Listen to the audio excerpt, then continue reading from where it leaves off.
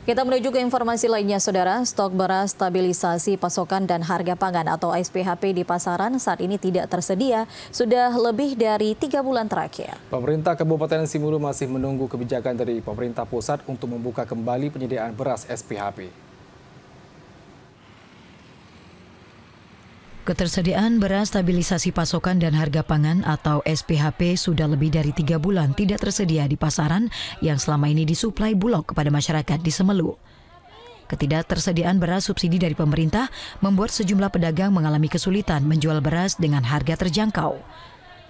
Kelangkaan beras ini dirasakan cukup berdampak terutama bagi warga menengah ke bawah yang selama ini mengkonsumsi beras dengan harga terjangkau.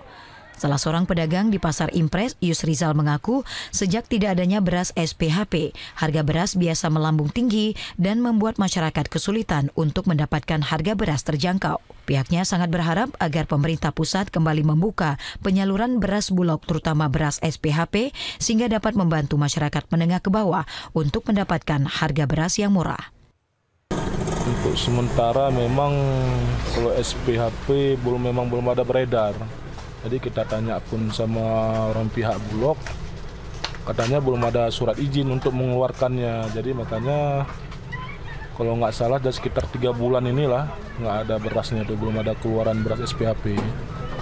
Nah, jadi untuk sementara ini memang kosong total di Kedi-Kedi. Mengeluh karena kalau nggak ada SPHP mengeluh karena jauh beda. Kalau harga beras lokal per bambunya mencapai 26.000 itu yang standarnya.